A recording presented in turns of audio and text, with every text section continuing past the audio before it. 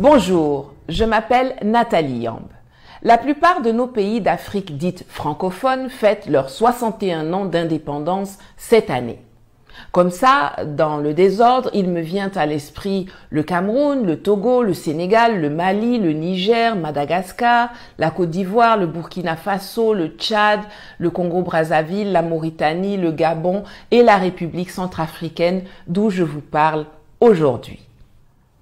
Je ne peux pas aborder le sujet des indépendances sans évoquer Haïti. Certains m'ont posé la question de savoir pourquoi j'ai cité Haïti en parlant du retour des assassins dans mon avant-dernière vidéo dont je vais mettre le lien ici. C'est tout simplement parce que Haïti est géré suivant la même logique que l'Afrique.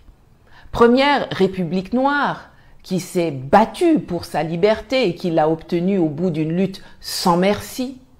Haïti est puni par l'Occident pour que son exemple ne fasse pas tache d'huile et que les autres pays noirs ne suivent pas sa voie dans la conquête de l'indépendance et de la souveraineté. Beaucoup d'entre vous sont trop jeunes pour le savoir et aussi on ne vous l'apprend pas à l'école. Mais il y a une vraie relation historique entre Haïti et notre continent. On ne vous dit pas les efforts que Haïti a fait pour aider les pays africains à conquérir leur liberté. On ne vous dit pas comment ils ont été à nos côtés quand Mussolini a envoyé ses troupes pour envahir l'Éthiopie ou quand la France faisait la guerre aux Algériens qui voulaient s'émanciper. Je vous mets d'ailleurs ici le lien d'une vidéo que j'ai faite sur ce sujet. Allez la regarder.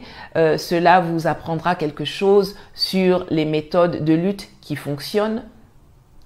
Quand De Gaulle tentait de noyer l'économie guinéenne pour punir Sékou Touré d'avoir choisi l'indépendance plutôt que le mariage forcé avec la France, Haïti envoyait des cadres pour le soutenir. Elle a même fait une demande d'adhésion à l'Union africaine, mais les marionnettes financées par l'Europe et les États-Unis qui siègent à Addis Abeba se sont empressées de la rejeter en 2016, me semble-t-il. L'haïtien Jean-Jacques Dessalines et ses hommes ont réussi à mettre en déroute l'armée napoléonienne en novembre 1803, lors de la célèbre bataille de Vertières. Et les anciens esclaves ont proclamé leur indépendance en janvier 1804. Mais vous connaissez l'affaire de Gros Cœur de la France, n'est-ce pas? Le 17 avril 1825, elle envoya une armada de 14 navires de guerre bloquer l'accès à tous les ports de la jeune République de 21 ans.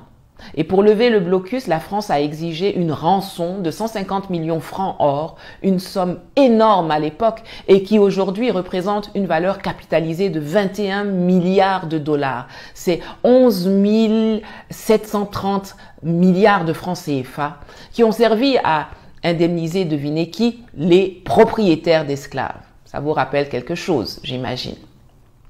Étranglé par le poids du racket, le pays a dû contracter une dette auprès des banques françaises qu'il mettra 127 ans à éponger. Et ne pensez pas que c'était juste une exception.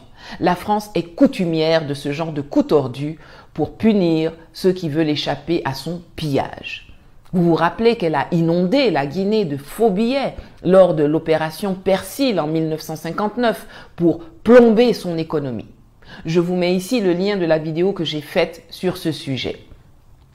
Elle a aussi semé 11 millions de mines antipersonnelles en Algérie avant d'être contrainte d'accepter son indépendance. Et contrairement aux accords conclus en 1962 à Évian, elle a refusé de communiquer la localisation de ces mines aux autorités algériennes qui ont quand même réussi à en désamorcer 8 millions de leurs propres chefs.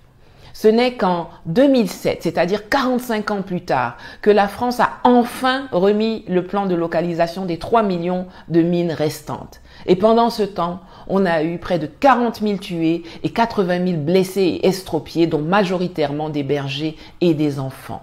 La France est un État criminel. Si Haïti a fini de payer la rançon en 1952, nous, les 14 colonies françaises d'Afrique de l'Ouest et du Centre, continuons de payer la nôtre à travers des mécanismes financiers mis en place par la France pour indemniser non pas les victimes de l'esclavage, mais comme en Haïti, plutôt les propriétaires d'esclaves et leurs descendants, notamment à travers la Banque du Sénégal, l'ancêtre de la BCEAO, créée dès 1853, et le vestige monétaire colonial, le franc CFA, dont la mission est d'enrichir la France et de maintenir ses utilisateurs africains dans la pauvreté, la soumission et la dépendance. Ce qui s'est passé en 1960, ça n'a rien à voir avec l'indépendance. C'est un transfert partiel de compétences de l'État français à des supplétifs indigènes pour continuer à faire le boulot à moindre frais. Citation. Loin d'être un instrument indispensable au plein épanouissement du peuple, l'indépendance fantoche de 1960 sera au contraire le carcan au moyen duquel les agents du colonialisme et de l'impérialisme continueront à nous tenir prisonniers dans notre propre pays. Les colonialistes français ne partiront par la porte qu'après avoir pris toutes les dispositions pour rentrer par la fenêtre. Le notait l'Union des populations du Cameroun, l'organisation indépendantiste mythique camerounaise dans un communiqué très clairvoyant en fin d'année 1959. Il y a 3 éléments qui assurent la souveraineté d'un pays. Sa capacité à définir et à assumer sa politique monétaire, sa politique étrangère et sa politique de défense. 61 ans d'enfermement dans le cadre aliénant du franc CFA. 61 ans de mise sous tutelle à l'international où nos États castrés n'ont toujours pas le droit de parler pour eux-mêmes dans les instances onusiennes.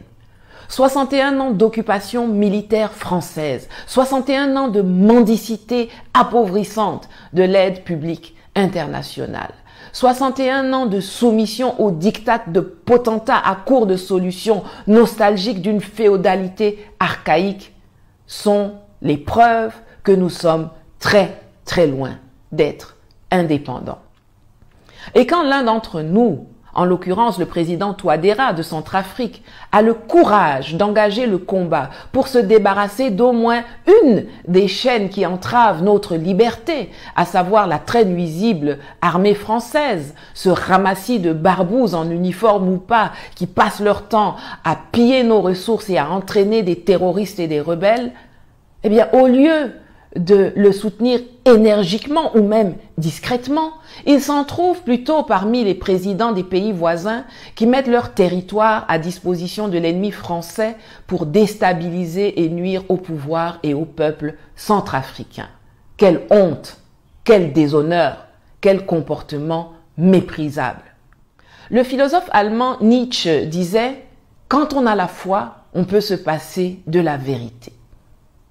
Mon appel aujourd'hui est d'oser la vérité, d'oser regarder la réalité en face, d'oser poser les problèmes tels qu'ils sont et opter pour des réformes innovantes, réalistes et audacieuses pour écrire une nouvelle page de notre histoire, une page où nous déclarons notre indépendance en glorifiant nos droits humains, où nous déclamons toutes les atteintes qui ont été portées à ces droits depuis 1960 et où nous proclamons solennellement la rupture avec le modèle existant en boutant les Français, leurs soldats, leurs entreprises, leur monnaie hors de notre continent et en instaurant le régime parlementaire, en sacralisant la propriété privée, en libérant la justice et l'économie et en rendant la terre et le pouvoir aux individus et aux populations et non à l'État et à ses animateurs.